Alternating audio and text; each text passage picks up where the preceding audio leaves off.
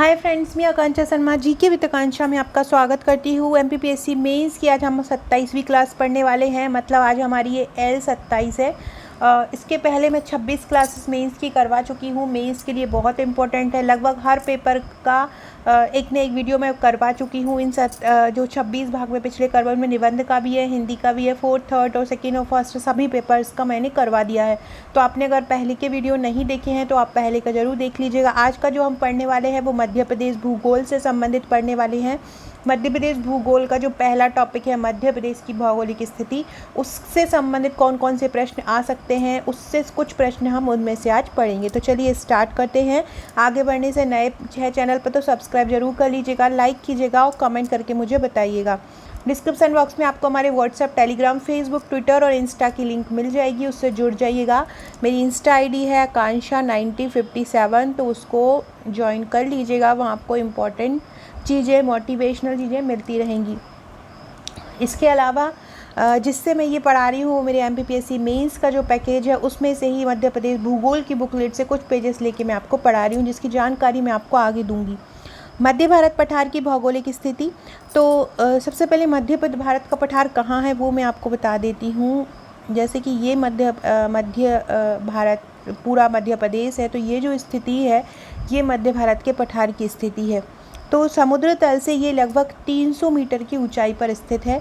यह चंबल का उप आंध्र प्रदेश भी कहलाता है। चंबल का जो क्षेत्र है जिसमें भिंड, ग्वालियर, मुरैना, गुना, अशोकनगर ये सभी जो क्षेत्र आते हैं वो मध्य भारत के पठार में ही आते हैं। तो इसको चंबल का उप आंध्र प्रदेश भी कहते हैं। चंबल घाटी इसी का हिस्सा है। यह जलोढ़ के निक्षेप से बनता है। जलोढ़ मिट्टी जो बह कर आ जाती है, उसका जो निक्षेप होता है उससे बनता है। और यहाँ पर बहुतायत में जलोढ़ मिट्टी पाई जाती है, क्योंकि ये हमारे मध्य प्रदेश का मुकुट है। देखिए ये हमारा मध्य प्रदेश है और ये सबसे ऊपर अगर बात की जाए तो ये मध्य भारत का पठार है और ऊपर ही हमारा उत्तर प्रदेश है। वहीं पर ही सिंधु मैदान, गंगा घाटी के मैदान, तो वहाँ से जो नदियाँ जो बहकर मिट्टी लाती हैं वो यहाँ पे आकर इकट्ठी हो जाती है। तो इसलिए यहाँ पे जलोढ़ मिट्टी बहुतायत में पाई जाती है। इसकी भौगोलिक विशेषताएं पढ़ते हैं। सबसे पहले ये देखिए मैप में इसकी स्थिति, ये मैप है मध्य प्रदेश का और मैप में ये इसकी स्थिति बताई हुई है। ऐसा ये इसी तरह से मैंने अपने पूरे नोट तैयार किए हैं और ऐसे ही आपको अपना नोट्स वहाँ पे जो आपका आंसर लिखना है एग्ज़ाम हॉल में, तो आपको इसी तरह से लिखना है। तो यहाँ पे मैंने चित्र भी कवर किया है, कहाँ पर फ्लो चार्ट का यूज़ करना है, कहाँ पर मैप का यूज़ करना है, कहाँ पर डायग्राम बनाना है, कंक्लूज़न कहाँ लिखना है, इंट्रो कहाँ पे लिखना है, किस तरह से हमें उसकी विषय वस्तु लिखना है, ये सभी आपको एक आंसर में मिल जाएगा। स्टार्टिंग में हमने उसकी इंट्रो लिख दिया। अब हमने इसकी भौगोलिक विशेषताएं लिखनी है। भौगोलिक विशेषताएं लिखने से पहले हमने इसका मैप बना दिया। अब मैप में हमने देखो ये अक्षांशीय स्थिति लिख दी। अक्षांशीय स्थिति है 20 डिग्री 10 से 26 डिग्री 48 और देशांतरी स्थिति है 74 डिग्री 50 से 79 डिग्री 10 तक। तो ये अक्षांशीय स्थिति हो गई और ये देशांतरीय स्थिति हो गई। अब हम इसकी विशेषताएं में लिखेंगे तो उत्तर में यमुना के मैदान, ये उत्तर है तो यहाँ पर यमुना का मैदान है। पूर्व में बुंदेलखंड के पठार, यहाँ पे इसके बुंदेलखंड का पठार है। पश्चिम में राजस्थान, मतलब यहाँ पे राजस्थान का पठार है तथा दक्षिण में मालवा के पठार को, और यहाँ पे स्थिति देखिए तो यहाँ पे मालवा का पठार है। तो इस तरह से ये चारों तरफ से घिरा हुआ है। उत्तर में यमुना के मैदान, पूर्व में बुंदेलखंड के पठार, पश्चिम में राजस्थान के उच्च भूक्षेत्र तथा दक्षिण में मालवा के पठार के मध्य ये स्थित है। क्षेत्रफल की बात की जाए तो मध्य भारत की जो पठार का क्षेत्रफल है वो 32,896 वर्ग किलोमीटर है, जो मध्य प्रदेश के टोटल क्षेत्रफल का 10.7% है। इसकी अगर औसत ऊंचाई की बात की जाए मध्य भारत के पठार की तो 300 से 500 मीटर है। यहाँ की जो प्रमुख नदियाँ हैं वो है चंबल, पार्वती, सिंध और काली सिंध। यहाँ के प्रमुख जिले हैं श्योपुर, मुरैना, गुना और शिवपुरी। यहाँ पे खनिज मिलता है चीनी मिट्टी, इमारती पत्थर, अभ्रक। औद्योगिक क्षेत्र यहाँ के हैं मालनपुर, बानमोर, शिवपुरी तथा ग्वालियर। ग्रीष्म ऋतु में यहाँ का तापमान 40 डिग्री सेल्सियस से 45 डिग्री सेल्सियस होता है और शीतकालीन तापमान 10 डिग्री सेल्सियस से 18 डिग्री सेल्सियस होता है। वर्षा यहाँ 55 सेंटीमीटर से 75 सेंटीमीटर होती है। वनस्पति शुष्क कटीली प्रजाति की वनस्पति यहाँ पाई जाती है।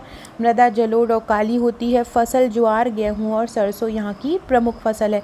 तो इस प्रकार से हमने इसका मध्य भारत के पठार की भौगोलिक स्थिति पढ़ ली। ये आपको 3 नंबर में भी आ सकता है। 3 नंबर में अगर आता है तो आपको केवल ये छोटा सा मैप बना के अक्षांशीय देशांतरीय स्थिति लिख के यहाँ पे नदियाँ को लिख देंगे, नदियाँ ये बहती हैं और यहाँ पे ये मिट्टी पाई जाती है। अगर 5 नंबर में आएगा तो ये पूरी भौगोलिक विशेषताएँ लिखना है। और अगर 11 नंबर में आता है तो आपको इसी प्रकार से पहले इंट्रो लिखना है, फिर बीच में एक चित्र बनाना है, फिर ये पूरी की पूरी जो विशेषताएँ हैं वो लिख देनी है।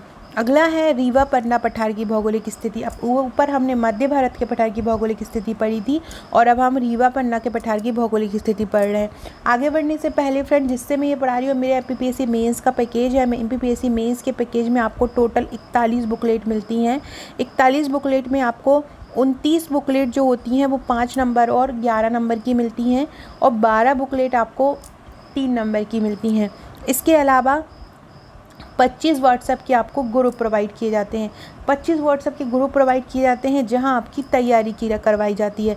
तो 39 बुकलेट 5 नंबर और 11 नंबर की मिलती हैं, 12 बुकलेट आपको 3 नंबर की मिलती हैं और 25 आपको व्हाट्सएप के ग्रुप दिए जाते हैं जहां आपको तैयारी कराई जाती है, अलग अलग आंसर्स दिए जाते हैं।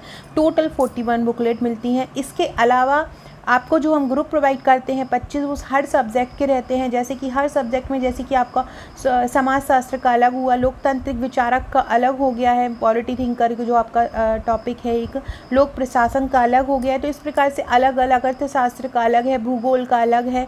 तो अलग अलग ग्रुप है जहाँ पे आप उनसे संबंधित कंटेंट, उनसे संबंधित क्वेश्चन आंसर आपको दिए जाते हैं। करंट का कोई मुद्दा होता है तो वहाँ पे आपको करवाया जाता है। वो टोटली आप एक मतलब आपकी पूरी तरह से तैयारी हमारे द्वारा करवाई जाती है। इसका जो पूरा पैकेज है उसका प्राइस है 11,999। कॉपी का और कागज़ का रेट जो है वो भी बढ़ चुका है, तो रेट अब कम नहीं होंगे, रेट अब इंक्रीज़ ही होंगे। तो ये इसका चार्ज है। इसके अलावा आप इसकी सॉफ्ट कॉपी भी ले सकते हैं। सॉफ्ट कॉपी मतलब PDF फॉर्म में अगर आप लेते हैं तो इसका चार्ज है 4,999। आप भारत में कहीं भी रहते हो ये आपके पास पहुंच जाएगा। हमारे जो नोट्स हैं आप खुद भी देख सकते हैं। खुद देखने के लिए आपको वीडियो में जाना है। वीडियो में ये सबसे पहले तो मैं तो ये वीडियो बना ही रही हूँ, मेरे नोट्स से ही मैं बना रही हूँ। उसके अलावा 2019 की जो मेंस हुआ था, 2020 का जो मेंस हुआ था, उनमें भी मैंने बहुत सारे वीडियोस बनाए। कुछ जो मेरी बुकलेट उनका पूरा रिव्यू मैंने दिया है, जैसे कि अर्थशास्त्र हुआ, polity, history, ethics, sociology, computer और लोक प्रशासन, मध्य प्रदेश भूगोल, मध्य प्रदेश अर्थशास्त्र, विज्ञान प्रौद्योगिकी, इनका जैसा जैसा मेरे नोट्स में कंप्लीट है पूरी की पूरी बुकलेट मैंने रिव्यू दे दी है। आप नोट्स देखिए और फिर लीजिए। ऐसा कोई नहीं करता है कि अपना पूरा नोट्स बता दे। मैंने एक एक पेज आपको वीडियो में बताया है, तो आप पहले वो देखिए। आप अगर सेटिस्फाइड हैं तो आप हमारे नोट्स ले सकते हैं।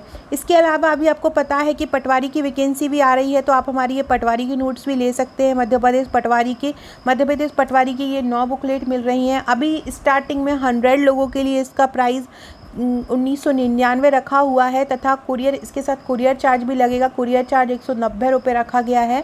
जैसे ही 100 लोग कंप्लीट होंगे ये इसके चार्ज जो है बढ़ा दिए जाएंगे। तो आप ये हमारे पटवारी के नोट्स भी ले सकते हैं। MPPSC प्री के नोट्स लेना चाहें तो आप MPPSC प्री के नोट्स भी ले सकते हैं। इस प्रकार से ये मेंस का पैकेज आपके पास पहुँचेगा। इस प्रकार से ये मेंस की बुकलेट आपको मिलेंगी और लगभग 3000 प्लस प्रश्नोत्तर आपको पूरी बुकलेट में मिलेंगे। तो इस प्रकार से आप हमारा ये मेंस का कोर्स या पटवारी का नोट्स या प्रीलिम्स का जो भी आप मंगवाना चाहते हैं मंगा सकते हैं। इसके अलावा अगर आप आपने अभी तक आपका नंबर मेरे पास सेव नहीं करवाया है तो सेव करवा दीजिए। स्टेटस पे बहुत इंपॉर्टेंट जानकारी आपको मिलती रहेगी। तो आपका नंबर अगर मेरे पास सेव रहेगा तो आपको वो जानकारी मिलेगी। तो आप मेरे को व्हाट्सअप करके अपना नंबर सेव करवा दीजिएगा। रीवा पन्ना के पठार की भौगोलिक स्थिति के बारे में बातें, तो ये त्रिकोण आकार का है, आप देख सकते हैं ये इस तरह का स्थिति है।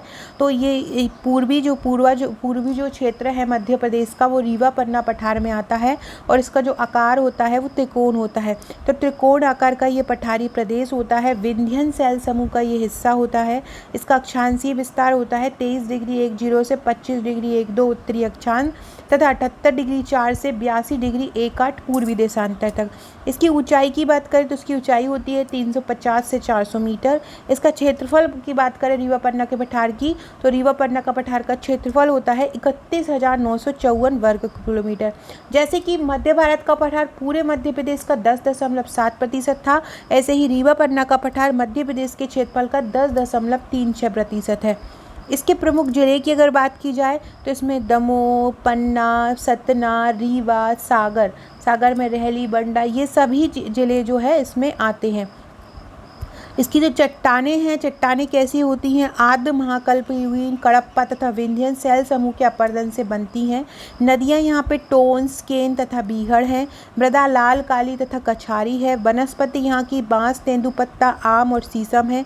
तापमान ग्रीष्मकालीन है। औसत तापमान 40 डिग्री सेल्सियस से 40.5 डिग्री सेल्सियस होता है।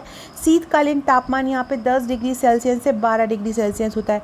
वर्षा यहाँ पे 125 से 127 सेंटीमीटर होती है। प्रमुख पर्यटन क्षेत्र है भरूच स्तूप, रीवा किला, चित्रकूट, मैहर।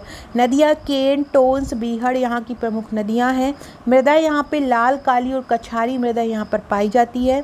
खनिज की बात की जाए तो यहाँ पे चूना, पत्थर, जिप्सम, सिलिका, बालू होता है। उद्योग यहाँ पे चीनी मिट्टी और कत्था होते हैं। तो इस प्रकार से आप उसकी भौगोलिक विशेषताएं रीवा पन्ना के पठार की लिख सकते हैं। अब हम देखते हैं मालवा के पठार की भौगोलिक स्थिति। मालवा के पठार मोस्टली लोग जिसमें यहाँ पे आप लोग पढ़ाई करते हैं वो मालवा के पठार में ही आता है, इंदौर। तो मालवा का पठार जो है मध्य प्रदेश के उत्तर पश्चिम में स्थित है। इसकी औसत ऊंचाई 500 से 800 मीटर है। मध्य मालवा के पठार की स्थिति देखें तो मैप में इस प्रकार से मालवा के पठार की स्थिति आएगी। ये वाला जो क्षेत्र है वो मालवा का पठार आता है। इसकी मानचित्र में स्थिति देखें तो उत्तरी अक्षांश इसका 22 डिग्री 1/7 से 25 डिग्री 8 होता है। और दक्षिण पूर्वी देशांतर में स्थिति देखें अगर तो 73 डिग्री 1/7 से 79 डिग्री 4 तक इसकी देशांतरीय स्थिति है। क्षेत्रफल मालवा के पठार का 88,222 है, जो सबसे ज़्यादा है। प्रमुख जिले इसके इंदौर, उज्जैन, रतलाम, देवास, शाजापुर, धार, झाबुआ, मंदसौर, आगर, अलीराजपुर, ये सभी जो है मालवा के क्षेत्र में आते हैं। चट्टानें की बात की तो चट्टानों का जो अस्तित्व है वो क्रिटेशियस काल के अंत तथा इयोसीन युग के आरंभ में आया था। यहाँ की नदियों की बात करें तो यहाँ नदियाँ चंबल, क्षिप्रा, काली सिंध और पार्वती यहाँ पर बहती हैं। प्रमुख चोटी की बात की जाए मालवा की तो सिगार, जानापाव, धजारी यहाँ की प्रमुख चोटियाँ हैं। और अगर यहाँ की वनस्पति की बात की जाए तो सागौन, साल और तेंदुपत्ता यहाँ की प्रमुख वनस्पति है। मृदा काली मृदा यहाँ सबसे ज़्यादा बहुतायत में पाई जाती है। यही कारण है कि यहाँ पे कपास बहुत ज़्यादा होता है। कपड़ा जो होता है, टेक्सटाइल इंडस्ट्री उज्जैन, इंदौर में, धार में बहुत ज़्यादा है। जलवायु यहाँ की समशीतोष्ण है। ग्रीष्मकालीन तापमान 40 से 42 डिग्री होता है। शीतकालीन तापमान 10 से 12.5 डिग्री सेल्सियस होता है। यहाँ की जनजाति भील है और बोली यहाँ की मालवी निमाड़ी भीली है। पर्यटन केंद्र यहाँ पे मांडू, उज्जैन, सांची तथा रायसेन है, ये यहाँ के पर्यटन केंद्र हैं। तो इस प्रकार से हमने मालवा के पठार की भौगोलिक स्थिति पढ़ी। फ्रेंड आज हमने मध्य भारत के पठार, रीवा पन्ना के पठार और मालवा पठार की भौगोलिक स्थिति पढ़ी। अगला जब हम मध्य प्रदेश का भूगोल पढ़ेंगे तब हम नर्मदा सोन घाटी की भौगोलिक विशेषता पढ़ेंगे। इसी प्रकार से आपको हर जो इतना भी मध्य प्रदेश की जो भौगोलिक प्रदेश है उनको इसी प्रकार से अपने आंसर में लिखना है। थोड़ा सा डायग्राम भी बना देना है ताकि जो चेक करने वाले उनको पता हो कि आपको पता है कि मध्य प्रदेश में यह प्रदेश कहाँ पर, क्योंकि पर्टिकुलर उस प्रदेश के बारे में बात कर रहे हैं तो हमको मध्य प्रदेश में ये शो करना ज़रूरी है कि मध्य प्रदेश में ये कहाँ पर है। तो आपको साइड में डायग्राम भी बनाना है। सो फ्रेंड वीडियो अच्छा लगा हो तो लाइक, शेयर, सब्सक्राइब जरूर कीजिएगा, कमेंट करके बताइएगा और अगर आप हमारे नोट्स लेना चाहते हैं तो मुझे व्हाट्सअप कीजिएगा। Okay friends, thank you.